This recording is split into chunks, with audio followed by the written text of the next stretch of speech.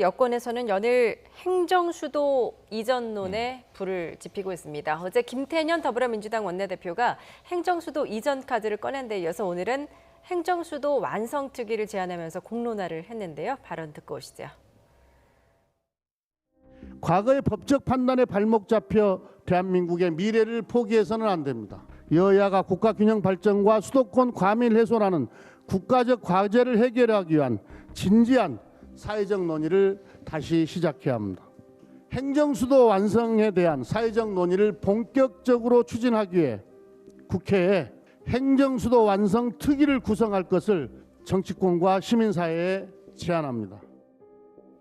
예. 청와대 같은 경우에도 이제 여야 합의를 전제로 수도 이전에 찬성한다라는 의견을 밝히기도 했는데 여권에서 연일 이렇게 행정수도 이전론을 꺼내드는 배경에 대해서 뭐라고 분석하십니까? 배경을 아까 이평론가께서 말씀하셨어요. 네. 근본 대책 내놔라 이렇게 얘기했잖아요. 이게 근본 대책이에요. 예. 이게 지금 아주 중요한 문제가 우리가 국토 개발의 양극화, 국토 활용의 양극화가 지금 수도권 서울, 경기, 인천이 우리나라 한반도 남한 전체 면적의 11%에 불과한 거죠. 근데 여기에 인구의 절반 이상이 밀집하기 시작했습니다. 그러니까 사실은 서울 인구가 좀 줄어들기 시작했다. 조금 흐름이 가면 1,000만 명 아래로도 떨어지겠다 했는데 이 인구들이 뭐 귀농을 한다든가 멀리 고향으로 돌아가는 게 아니에요. 결국은 서울에서 경기 지역으로 나가고 인천 지역으로 나가고 그러면서 결국 수도권 인구는 밀집되면서 지금 경기도 인구가 서울시 인구를 넘어섰죠. 그러면서 지금 전체적으로 보면 수도권, 비수도권으로 나누면 면적은 불과 10% 조금 넘는 수도권이 지금 우리나라 전체 인구의 절반 이상이 밀집되기 시작한 겁니다. 주택이 모자라죠. 사실 전국을 단위로 쪼개보면 주택 공급률은 100%를 넘겼어요. 근데 문제는 지역은 미분양이 남아 돌고 그다음에 집값은 오르기는 그냥 떨어져요. 수도권만 올라요. 그러니까 인구는 서울로, 경기로, 인천으로 몰리고 있는데 공급이 모자라는 상황이 벌어지는 거죠. 그래서 저는 이 대책 안에 여러 가지 이제 좋은 대책이 들어갈 텐데 이런 기대도 해봐요. 재건축 풀어달라. 이게 서울시의 요청이었어요. 그럼 재건축을 풀면서 지금 1인 가구가 급증한 추세이기 때문에 과거처럼 넓은 아파트가 필요 없단 말이죠. 30평형대, 40평형대 아파트를 풀어서 이걸 20평형대 아파트로 바꾸면 가구 수 공급은 30% 정도가 늘어날 수 있어요. 그러니까 재건축, 재개발을 강화해야 되고 그 용적률도 더 풀어줘야 되고 이 서울시 지자체의 요구들도 받아들여야 됩니다. 이번 TF가. 이 택지 발굴을 하는 것도 있지만 새로운 택지뿐만이 아니라 쓰던 곳들을 더 효율을 높이는 것도 분명히 들어가야 되는데 이런 식으로 해결해 줘야 되는데 근본적인 대책은 뭐냐. 수도권 과밀을 해소하려면 결국은 그 무언가는요. 청사도 있고 청와대도 있고 국회도 있고 정부 부처도 있지만 나아가서는 이 참여정부 이후에 계속 해온 것들이 대기업, 공기업들의 본사를 지방 이전하는 거였어요. 이게 적지 않은 효과가 있었습니다. 한전, 경주로 갔죠. 그러니까 이런 문제들에 대해서 정부가 할 수 있는 힘을 동원해서 저는 이 국토균형 발전, 이게 사실은 이 노무현 정부에서 전 제일 잘한 게 국가균형발전위원회라고 봅니다. 성공하지 못했죠. 그런데 그것이 이제 행정수도가 위헌 판결 났고 김종인 통합당 비대위원장은 그 애초에 위헌 판결 난 거 아니요? 2004년 얘기거든요. 16년 전인데 그때 관습헌법이라는 조금 이제 낯선 논리가 등장했습니다만 지금은 뭐 수도라는 이름이 위헌이라면 수도라고 안 쓰면 어떻습니까? 지금 어차피 행정복합도시인데 여기에 국회 이전해야 된다는 또 논의는 왕왕 나왔습니다. 청와대를 그럼 지방으로 옮길 것이냐? 그렇다면 어느 정도의 이 과밀 해소 효과가 있을 것이냐? 지금 김태년 원내대표의 저 주장은 당장 하자가 아니라 여야가 논의해보자예요. 그래야 이게 10년, 20년 또 걸리는 프로젝트가 되지 않겠습니까? 근데 이걸 반대만 할 게 아니라 한번 부동산이 수도권이 이렇게 문제라면 저런 방안, 근본적인 대책까지도 논의 못할 건 없지 않느냐, 국회에서. 한번 기대를 해보겠습니다. 예, 지금 뭐 오늘은 이제 여권 내 잠룡들도 일제히 행정수도 이전을 환영하면서 여론 환기에 나섰는데요. 이낙연 의원, 김부겸 의원의 발언 차례로 들어보겠습니다. 헌법재판소가 행정수도 이전은 관습헌법에 위배된다라는 초유의 논리로 그것을 막았던 것이 2004년, 16년 전입니다. 그렇죠. 세월도 많이 흘렀고요. 예. 그래서 정치권에서 여야가 충분히 논의해서 그것을 해결해 가는 방법이 없지도 않을 것 같다는 생각이 드네요. 예를 들면 여야가 합의를 한다든가 또는 특별 법을 만든다든가 이런 방식을 한다면. 당시에 이제 헌재가 판결을 했습니다만 헌재 판결의 핵심 내용은 국민의 뜻을 물어서 다시 결정을 하라고 돼 있지 않습니까? 네. 그래서 뭐 저는 그렇게라도 해서 이제 서울은 그 자체로서 충분히 세계적인 경쟁력을 갖는 도시가 됐습니다. 네. 그렇다면 이제 그런 어떤 역할들은 이제 국토의 골고루 균형 있게 발전하는 걸 고민해야 되고 예. 그런 점에서 전 김태년 원내대표의 그런 어떤 제안에 대해서 저는 적극적으로 찬성하는 입장입니다. 예. 이낙연 의원의 말대로 이 문제는 사실 16년 전, 그러니까 2004년이죠. 헌재에서 위헌으로 판단이 났지 않습니까? 이 두 의원의 말대로 여야가 합의해서 추진을 한다면 특별법으로도 가능한 이야기인가요? 그러니까 이제 어느 정도 선에서 하느냐의 문제라고 예. 저는 생각을 합니다. 그러니까 뭐 청와대 국회 다 뭐 통째로 옮기자는 얘기를 좀 했는데요. 일단은 이제 왜 지금 이 시점에 이 얘기를 했느냐. 예. 이건 정치적으로 좀 오해를 받을 여지가 상당히 좀 있는 건 맞죠. 그러니까 좀 뭔가 물타기 하는 거 아니냐. 그러니까 국민들이 워낙 이제 부동산 정책에 대해서 불만이 많으니 이거 지금 부동산 가격이 오르는 건 문재인 정부의 책임이 아니고요. 이게 국가 균형 발전이 안 돼서 그런 거고 행정수도 옮기질 않아서 그런 겁니다. 라는 식으로 지금 이제 이런 식으로 문제를 끌고 가는 거라면 이거는 접근 자체가 잘못된 거고 이거는 오히려 역풍을 유발할 거다라고 저는 생각을 해요. 자, 지금 사실은 당장 실행할 수 있는 것들이 저는 굉장히 많다라고 생각합니다. 예. 더불어민주당이 정말로 이번에 그 김태년 원내대표가 이야기할 정도로 이 사안 자체를 위중하다라고 생각하고 중요한 변수다라고 생각한다면 더불어민주당이 솔선수범하면 돼요. 중앙당부터 일단 세종시로 옮기고요. 그리고 지금 원내 지금 압도적인 다수당이잖아요. 예. 그래서 사실은 국회만 제가 보기에는 세종시로 옮겨가도 많은 부분이 전 해결이 될 거다라고 생각해요. 자, 청와대까지 옮기면 그야말로 수도 이전이 돼서 이거는 이제 헌법적으로 굉장히 논란의 여지가 많은 겁니다. 자, 이 부분은 그야말로 공론화 과정을 거치는 그런 이제 시간을 좀 가질 필요가 있다라고 보는데 국회를 그 기능을 그렇게 옮기는 것 자체는 저는 그렇게 어렵지 않다라고 생각합니다. 사실은 당장 할 수도 있고 그리고 이거는 설령 뭐 미래통합당이 반대한다 하더라도 이건 여당의 힘만으로도 전 가능하다라고 생각해요. 그러면 즉시 실행에 나서라. 전 그런 요구를 좀 하고 싶습니다. 예, 오늘 이제 김두관 의원 같은 경우가 이제 특히 청와대나 국회, 뭐 대기업 본사, 대학도 지방으로 옮겨가는 신행정수도 건설 관련법을 검토 중이다. 뭐 이런 네, 이야기도 네. 했더라고요. 그러니까 현실성이 있는 얘기인가요? 지금 여권은 찬성 일색이에요. 예. 그리고 이것은 새로운 아이디어는 아니에요. 이미 추진되다가 좌초된 아이디어예요. 아까 말씀하셨듯이 위헌 문제 때문에. 근데 이게 위헌을 또 피해갈 수 있는 방법이 없는 것도 아니에요. 그래서 이 이야기를 처음 했을 때는 정치권이 조금 뜨아하면서 혹시 개헌 논의를 이런 식으로 발의하나? 이렇게 얘기를 했어요. 예. 헌법을 고쳐서 수도 이전을 가능하게 하자는 건가? 근데 개헌에 대한 이야기는 뭐 여야 모두 필요성은 이야기하는 건데 쉽진 않다는 입장이 이제 야권에 많은 거고. 그런데 지금 여권에서 아니다. 개헌하지 않고 그럼 우회해서 갈 수 있는 방법도 있다. 아까 말씀하신 특별법 이야기도 나왔고 네. 김두관 의원의 또 이제 발의도 지금 검토되고 있는 겁니다. 이재명 지사도 행정수도 환영한다. 그러니까 지금 여권의 뭐 대권 잠룡을 비롯해서 유력한 이제 정치인들은 다 반대하는 입장이 거의 없어요. 그런데 지금 이 평론가님 말씀처럼 사실은 이게 민주당이 밀어붙이면 불가능한 게 아니다. 그럼 이번 21대 국회에서 한번 저는 세종으로 옮겨가는. 사실 지금 제2 국회 청사 부지가 세종에 마련돼 있거든요. 이걸 왜 안 쓰느냐고, 이게 세비 낭비 아니냐고 문제가 됐었어요. 그러니까 자꾸 부처 공무원들을 여의도로 부르지만 말고 12개 부처가 지금 세종에 있는데, 그래서 이 김태년 원내대표가 이 언급을 하면서 등장한 이야기가 길거리 국장, 카톡 과장 이런 이야기. 공무원들이 지금 뭐 자리에 앉아서 일을 못하고 여의도 왔다 갔다 하느라고 이제 길에서 시간을 다 낭비한다는 거 아닙니까? 그럼 의원들이 상임위만이라도 가자. 오늘 그 얘기가 나왔습니다. 그럼 전 민주당이 이게 진이라고 보고요. 추진할 거라고 보고요. 야당이 이제 막 여러 가지로 반대하겠죠. 그럼 이제 저는 한번 기대해 보는 게 국회의원들은 강남 집들 다 처분하고 세종에 집 사려나? 혹은 지방으로 좀 가려나? 이거 굉장히 훌륭한 솔선수범이라는 생각이 들어요. 세종도 사실은 지금 집값이 비싼 곳입니다. 그럼 인근으로 좀 분산되면 좋겠죠. 여당 의원들부터. 이러한 대대적인, 전 생각나는 게 과거 이제 일제강점기에 우리의 엘리트 청년들이 브나로드 운동이라고 민중 속으로 운동했는데 지방으로 여당 의원들 먼저 가자. 이거 실천하기를 한번 기대를 해보고요. 어쨌든 이것이 진위가 있고 상당 부분 이 여권 내에서는 이론이 없다. 다만 야당도 일부 좀 호응을 해주셨으면 좋겠다 하는 생각이 드는 게 새로운 논의는 아닙니다. 예, 뭐 말씀하셨듯이 지금 여야 합의가 수월하게 이루어질지가 지금 미지수인데 어렵죠. 오늘 주호영 원내대표 어떤 발언을 했는지 직접 들어보겠습니다. 행정 수도라 하면 이미 이 헌법재판소에서 위헌 결정이 났지 않습니까? 위헌성 문제가 먼저 해결되고 난 뒤에 논의할 문제죠. 저희들은 수도권 집값 상승하니 행정 수도 문제로 관심을 돌리려고 꺼낸 주제다 이렇게 판단하고 있습니다.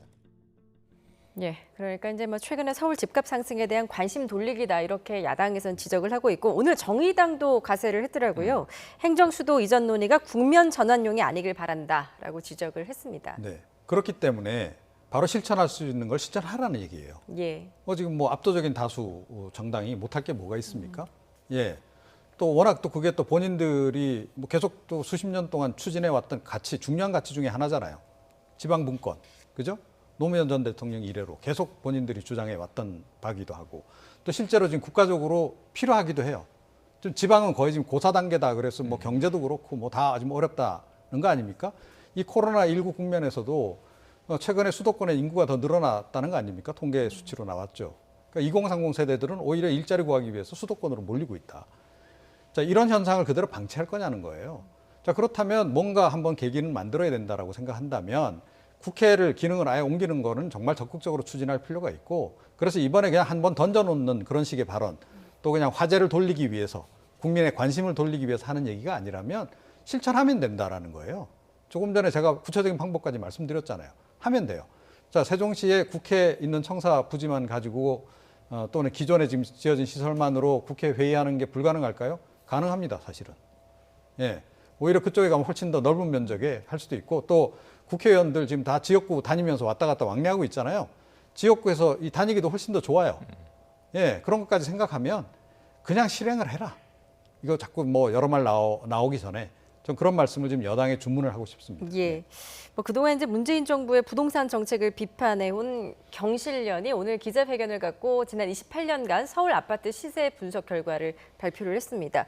서울 아파트 34개 단지를 네. 집값 시세를 분석을 했는데 지난 3년 동안 25평 아파트값 상승액이 모두 4억 5천만 원. 그러니까 역대 김영삼 정부 이후에 역대 정권 가운데 가장 많이 오른 걸로 나타났어요. 네네, 그렇게 나타났죠. 지금 경실련의 발표입니다. 이것도 예. 하나 이제 참고 지표로 놓고 이것도 이제 지표가 만들어진 이 통계 구성의 과정이 있고요.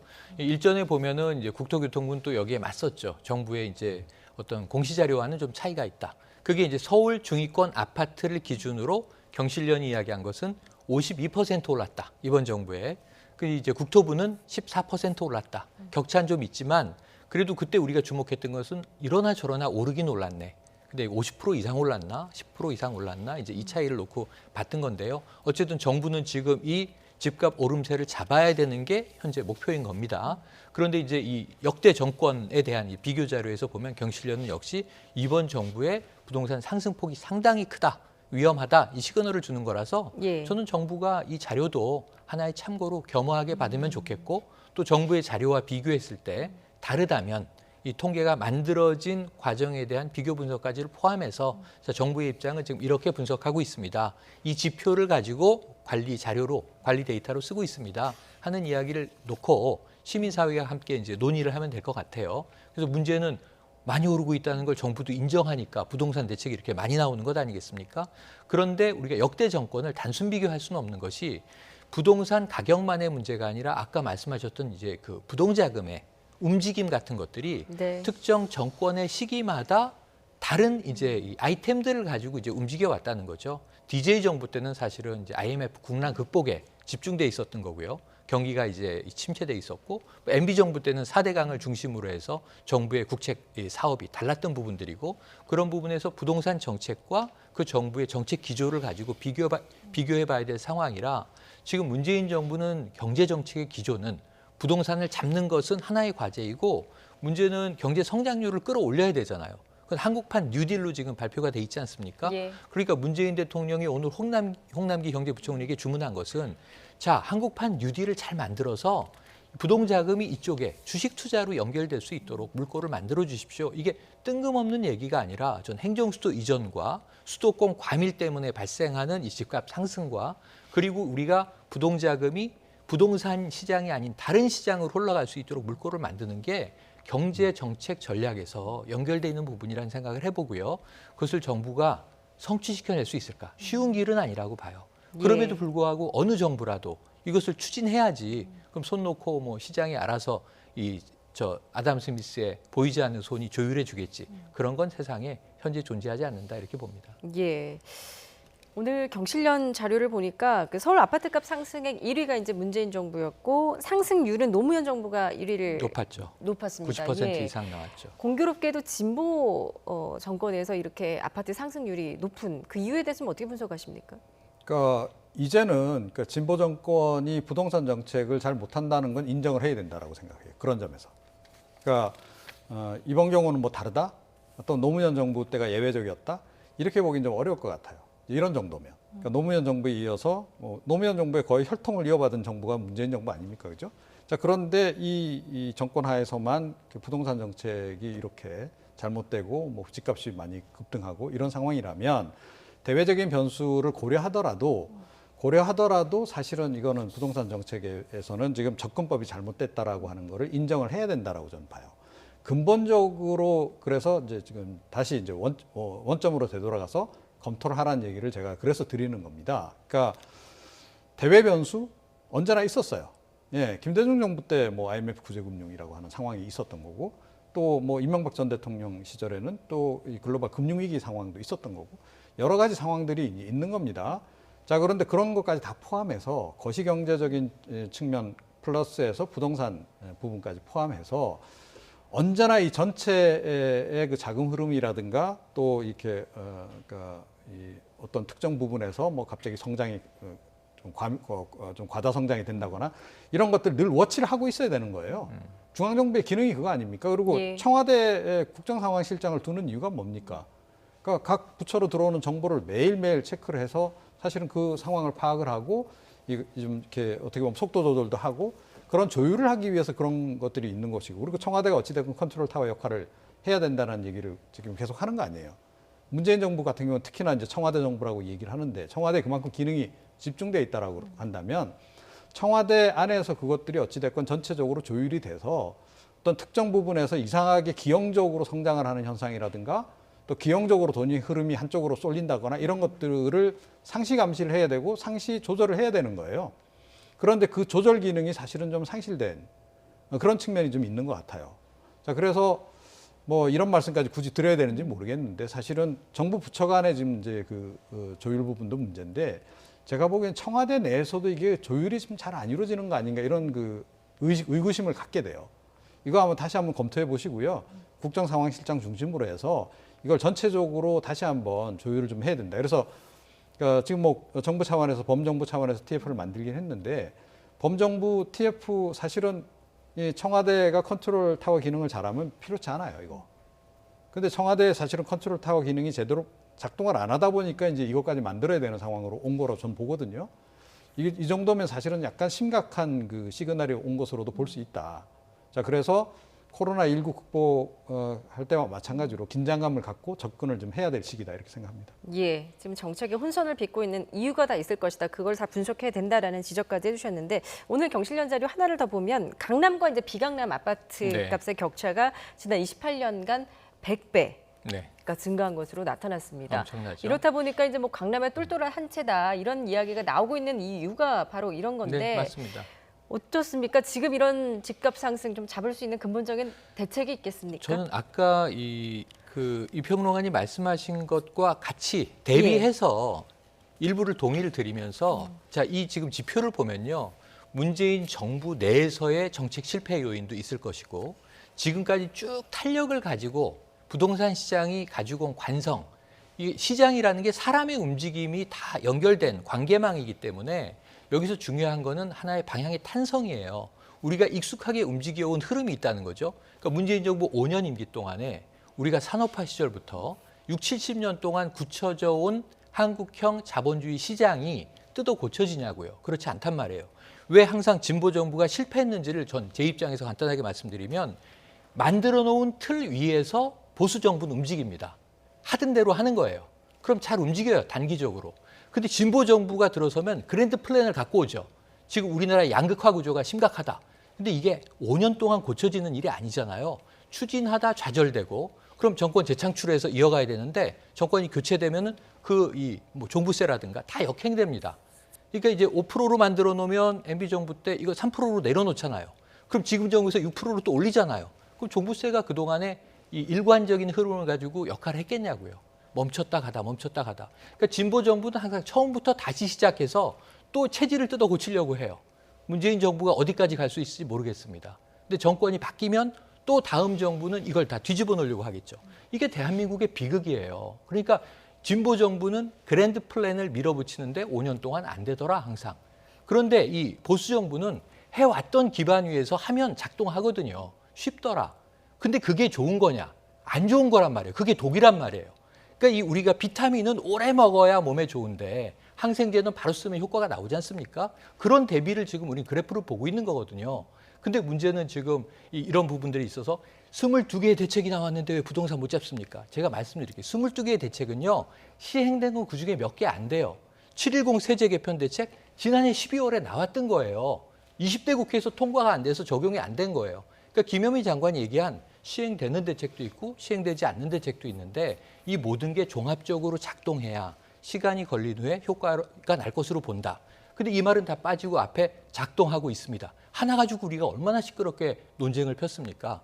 그러니까 지금 이 7.10 대책이라는 게 22번째 대책이 아니고요. 사실은 지난 2019년 12월 대책에 국회에서 통과되지 않은 버전에 조금 손질을 한 대책이란 말이죠.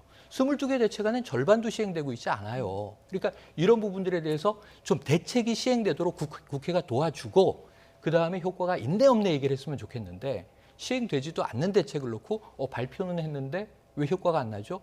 뭐 일을 안 했으니까 효과가 안 나죠. 예. 이런 문제들을 일할 수 있게 도와달라. 21대 국회에서 좀 처리해 주길 기대해 봅니다. 예, 뭐 부동산 정책과 관련한 이야기 오늘 집중적으로 나눠봤는데 이렇게 토론하는 밤을 좀 샐 것 같다는 생각이 들어서 이만 여기서 마치도록 하겠습니다. 최영일 시사평론가, 이종훈 시사평론가와 함께했습니다. 잘 들었습니다. 고맙습니다.